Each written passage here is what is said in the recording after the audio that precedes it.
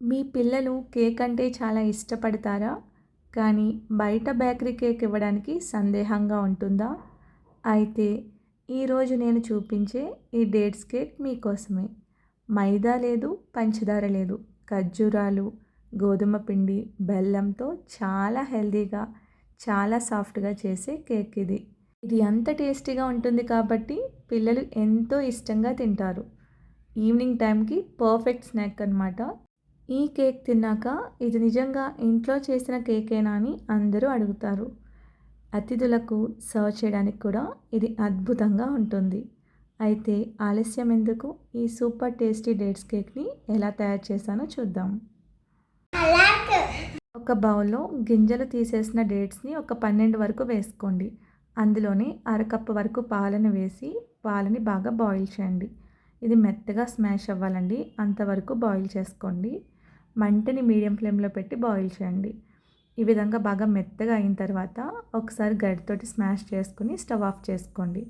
వీటిని పూర్తిగా చల్లారనివ్వాలండి. చల్లారిన తర్వాత మిక్సీ జార్లోకి వేసుకుని వీటంతటిని మెత్తగా మిక్సీ పట్టుకోండి.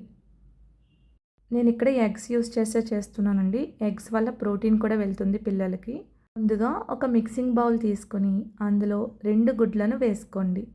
బీటర్తో 4-5 నిమిషాల పాటు బాగా బీట్ చేయండి. ఇలా బీట్ చేయడం వల్ల ఎగ్స్లో గాలి చేరి కేక్ చాలా సాఫ్ట్గా, స్పాంజీగా వస్తుంది. 1 నుంచి స్టార్ట్ చేసి స్లోగా ఇంక్రీజ్ చేయండి. ఎగ్స్ లైట్ కలర్కి మారి బాగా నురుగు వచ్చి వాల్యూమ్ రెట్టింపు అయ్యే వరకు బీట్ చేసుకోవాలి. ఒక 4-5 నిమిషాల పాటు బీట్ చేయండి. ఇలా ఫోమీ టెక్స్చర్ వస్తుందండి. ఆ టైంలో తగినంత బెల్లాన్ని యాడ్ చేసుకోండి. ఇక్కడ నేను అరకప్పు వరకు బెల్లం పౌడర్ వేస్తున్నాను. బెల్లం పౌడర్ మాత్రమే వేయాలండి. సో చిన్న చిన్న ముక్కల కింద కాకుండా మిక్సీలో వేసి ఆ తర్వాత ఈ బౌల్లోకి వేసుకోండి. మరో 2-3 నిమిషాల పాటు బాగా బీట్ చేయాలి. బెల్లం పూర్తిగా కరిగి ఎగ్స్తో బాగా కలిసే వరకు బీట్ చేయాలి. ఇలా చేయడం వల్ల స్వీట్ అనేది సమంగా కలవడమే కాకుండా కేకుకు మంచి టెక్స్చర్, మృదుత్వం కూడా వస్తుంది. కేక్స్కి బీటర్ అనేది కంపల్సరీగా ఉండాలండి. మనకి బయట కొన్ని బేకరీ స్టైల్ కావాలంటే బీటర్ అనేది కంపల్సరీగా ఉండాలి. లేదు నార్మల్ టెక్స్చర్ అయితే పర్వాలేదు అనుకుంటే మిక్సీ జార్లో కూడా వేసుకుని చేసుకోవచ్చండి. నెక్స్ట్ అందులోనే పావు కప్ వరకు ఆయిల్, 1 టీ స్పూన్ వరకు వెనిలా ఎసెన్స్ కూడా వేసుకోండి. ఆయిల్ వల్ల కేక్ చాలా మెత్తగా ఉండి ఎక్కువసేపు తేమను నింపుకుంటుంది. వెనిలా ఎసెన్స్ వల్ల ఎగ్స్ వాసన తగ్గి కేకుకు మంచి సువాసన, రుచి వస్తుంది. ఇప్పుడు ఇవన్నీ బాగా కలిసే వరకు మరోసారి బీట్ చేయండి, సరిపోతుంది. ఇంతటితో బీటర్ అనేది పక్కన పెట్టేసుకోండి. ఇప్పుడు ముందుగా రెడీ చేసుకున్న ఖర్జూరాల పేస్ట్ను ఇందులో వేసుకోండి. ఖర్జూరాలు సహజమైన తీపినివ్వడంతో పాటు కేకుకు మంచి మాయిశ్చర్, రిచ్ టెక్స్చర్ని అందిస్తాయి. ఇప్పుడు ఈ పేస్ట్ గుడ్ల మిశ్రమంలో పూర్తిగా కలిసే వరకు మెల్లగా గరిటెతోటి బాగా కలపండి. మొత్తం మిక్స్ అయ్యేలాగా కలపాలండి. ఎక్కడ ఉండలు లేకుండా ఉండాలి. బాగా కలపండి. మీరు ఇక్కడ బీట్ చేసినా పర్వాలేదు. సో ఇక్కడ నేనైతే గరిటెతో మిక్స్ చేస్తున్నాను. ఇలా బాగా మిక్స్ చేసిన తర్వాత స్ట్రైనర్ పెట్టుకుని ఇప్పుడు 1 కప్పు గోధుమ పిండిని జల్లెడలో వేసి జల్లించండి. ఇలా జల్లించడం వల్ల పిండిలో ఉండే గడ్డలు తొలగిపోతాయి. కేక్ మరింత మెత్తగా వస్తుంది. పిండిని ఒకేసారి కాకుండా కొంచెం కొంచెంగా వేస్తూ జల్లించుకోండి. ఇలా చేస్తే బ్యాటర్లో ఉన్న గాలి బయటకి పోకుండా ఉండి కేక్ సాఫ్ట్గా, స్పాంజీగా వస్తుంది. అందులోనే 1 టీ స్పూన్ వరకు బేకింగ్ పౌడర్, పావు టీ స్పూన్ వరకు బేకింగ్ సోడా వేసుకుని జల్లించండి. నెక్స్ట్ స్పాచులాతో కట్ అండ్ ఫోల్డ్ మెథడ్లో బాగా మిక్స్ చేయండి. స్లోగా కలపండి, మరీ స్పీడ్గా కాకుండా ఒకే డైరెక్షన్లో మిక్స్ చేస్తూ ఉండాలి. ఇప్పుడు బ్యాటర్ అనేది కొంచెం థిక్గా ఉంది కాబట్టి కొద్దిగా పాలు వేసి కలపండి. ఎప్పుడూ ఒకే దిశలో మెల్లగా ఫోల్డ్ చేస్తూ కలపాలి. ఇలా కలపడం వల్ల బ్యాటర్లో ఉన్న గాలి బయటకు పోకుండా ఉంటుంది. బ్యాటర్ అనేది స్మూత్గా రిబ్బన్లా జారే కన్సిస్టెన్సీ వచ్చే వరకు అవసరమైనంత పాలు మాత్రమే వేయండి. ఒకేసారి కాకుండా కొంచెం కొంచెంగా వేసుకోండి పాలనేవి. సో మనకి రిబ్బన్ కన్సిస్టెన్సీలా జారాలన్నమాట, అంతవరకు పాలను వేసుకోండి. నేను ఇక్కడ పావు కప్పు వరకు యాడ్ చేశానండి.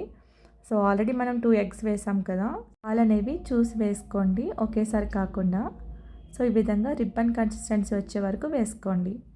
నెక్స్ట్ కేక్ టిన్ తీసుకుని బటర్ పేపర్ కానీ నార్మల్ వైట్ పేపర్ కానీ తీసుకుని 2 వైపులా ఆయిల్ అప్లై చేయండి. ఆ తర్వాత బ్యాటర్ని అందులోకి ట్రాన్స్ఫర్ చేయండి. ఈలోగా కేక్ బౌల్ని ఎందులో అయితే బేక్ చేస్తున్నామో ఆ బౌల్ని కూడా ప్రీహీట్ చేసుకోండి 10 మినిట్స్ పాటు మీడియం ఫ్లేమ్లో పెట్టుకొని. నెక్స్ట్ పైన ఏదైనా డెకరేషన్ కోసం ఆల్మండ్స్ కానీ లేదా ఈ విధంగా చాకో చిప్స్ కానీ వేసుకోండి. చాకో చిప్స్ని ముందుగా గోధుమ పిండిలో కలిపి ఆ తర్వాత వేసుకోండి.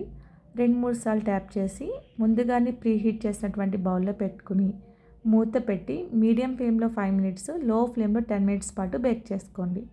బీటర్ కాబట్టి 15 మినిట్స్ అయితే సరిపోతుందండి. ఇన్ కేస్ మిక్సీ జార్ అయితే మీడియం ఫ్లేమ్లో 10 మినిట్స్, లో ఫ్లేమ్లో 20 మినిట్స్ పాటు బేక్ చేసుకోండి. కేక్ పూర్తిగా బేక్ అయిందో లేదో తెలుసుకోవడానికి ఒక టూత్పిక్ కానీ లేదా చాక్తో కానీ కేక్ మధ్యలో గుచ్చి చూడండి. అది శుభ్రంగా బయటకు వస్తే కేక్ బాగా బేక్ అయినట్టే. ఒకవేళ బ్యాటర్ అంటుకుని వస్తే ఇంకొన్ని నిమిషాలు బేక్ చేయండి. ఇప్పుడు కేక్ను బయటకు తీసి పూర్తిగా చల్లారనివ్వండి. చల్లారిన తర్వాత మాత్రమే ఈ విధంగా డిమోల్డ్ చేయండి. ఇది నార్మల్గానే క్లిప్ ఓపెన్ చేస్తే ఓపెన్ అయిపోతుంది. మా పిల్లల కోసం నేను ఈ విధంగా డిమోల్డ్ చేస్తున్నాను.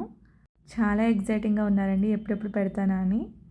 వావ్, చూడండి ఎంత అందంగా ఉబ్బి ఎంత సాఫ్ట్గా స్పాంజీగా వచ్చిందో. మైదా లేకుండా, పంచదార లేకుండా కేవలం గోధుమ పిండి, ఖర్జూరాలు, బెల్లంతో చేసిన ఈ హెల్దీ డేట్స్ కేక్ నిజంగా ప్రతి ముక్క కూడా ఎంతో రుచిగా ఉంటుంది. మీరు కూడా ఈ రెసిపీని తప్పకుండా ట్రై చేసి ఎలా వచ్చిందో చెప్పండి. వీడియో నచ్చితే ఒక్క లైక్ చేయండి. మీ కుటుంబ సభ్యులు, స్నేహితులతో షేర్ చేయండి. మా పిల్లలకైతే చాలా బాగా నచ్చిందండి. Thank you so much for watching. If you enjoyed this healthy dates cake recipe, please give this video a big thumbs up. Share it with your family and friends and let me know in the comments how your cake turned out. Don't forget to subscribe to my channel and hit the bell icon so you never miss my delicious and healthy recipes. See you in my next video. Until then, take care and happy cooking. Bye. Thank you.